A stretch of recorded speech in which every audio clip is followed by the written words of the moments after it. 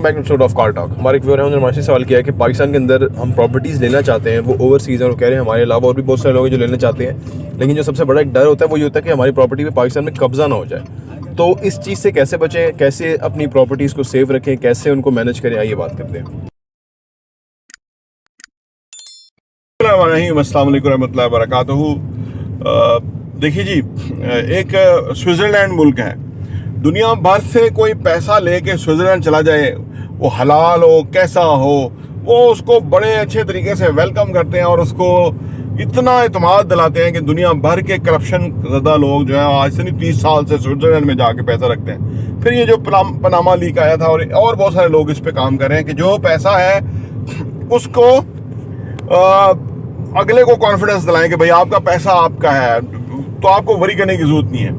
अब मिसाल थोड़ी और तरह की हो जाती है, लेकिन मैं आपको ये एतमाद से कह सकता हूँ कि बिल्कुल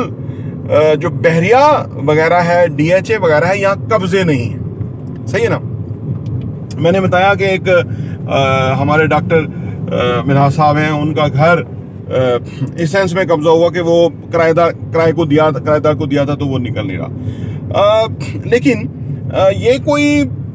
समझने 1 लाख में एक केस होता है, हो सकता है, मैंने ये कहता हो सकता है, लेकिन इतना कम रेशो है तो इस वजह से मतलब आप समझ लें कि इतना तो होता ही है। शायद इतना तो यूके में भी कोई ना कोई चीज़ होती हो कि लोग जो है ना वो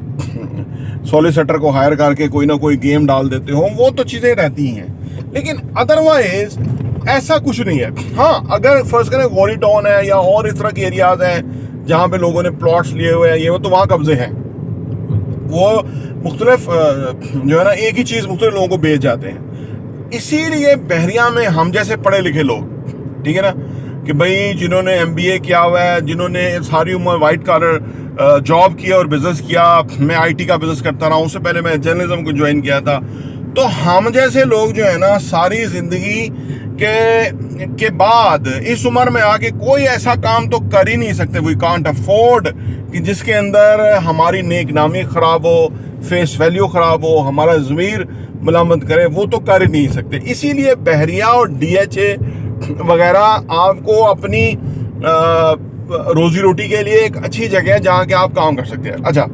फिर मैं नहीं डॉक्टर्स दुनिया भर के, अभी एक बहरीन क्ले में एक डॉक्टर साहब है, अमेरिका में वो प्रैक्टिस करते थे, यहाँ आ गए, यहाँ मेरे उनसे मुलाकात हुई तो वो ना मैंने उन्हें सोचा कि आप इतना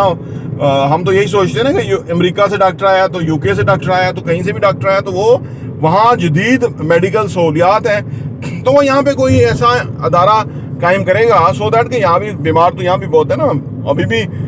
यहाँ के बीमार इंग्लैंड इलाज करने के जाते हैं, तो अगर इंग्लैंड से डॉक्टर आ गया और वो वहाँ पे हॉस्पिटल या मेडिकल सेंटर चलाता था तो वो यहाँ पे भी हॉस्पिटल या मेडिकल सेंटर बनाएगा। तो उन्होंने कहा नहीं, मैं नहीं वो काम करूँगा, क्योंकि उसमें मुझे मौत आज़ादी नहीं मिलेगी, मैंने इतनी उम्र काम किया, तो मैं यहाँ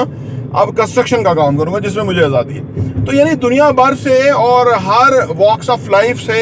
सक्सेसफुल लोग जो है वो रियल एस्टेट का बिजनेस को ज्वाइन करते हैं। उसकी वजह ये है कि वहाँ क्लैरिटी है, यहाँ बहरिया वगैरह में साफ सुथरा काम है, कोई इशू नहीं है। सही है ना। अच्छा, ये जो हमारी जो हमारा अगर एक्सपोजर ना हो तो हमें ऐसा फील होता है, ठीक है ना।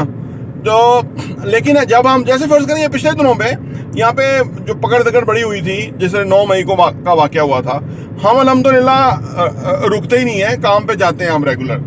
तो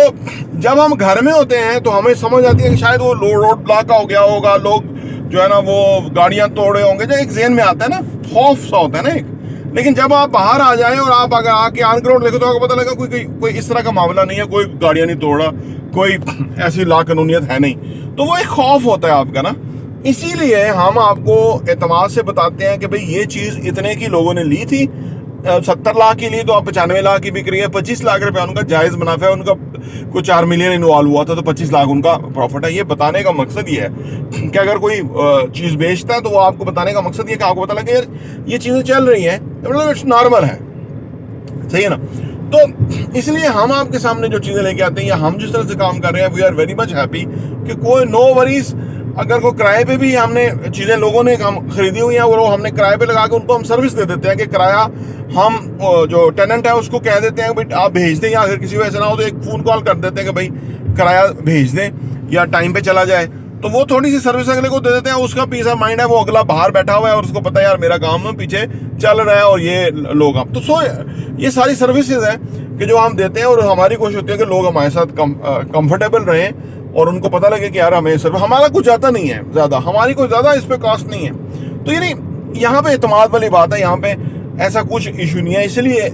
हम भी बहरिया में इन्वेस्ट करते हैं, लोगों को भी कहते हैं उधर ही करें, और कोई ऐसा इंसिडेंट होता ही नहीं है। जिसका पैसा लगता है उसका पैसा ग्रो करता है। आप हमारे साथ रब्ता करें एतमाद के साथ, इंशाअल्लाह ताला आपको कोई वरीज नहीं होगी। प्रॉपर्टी टीवी देखने का बहुत बहुत शुक्रिया।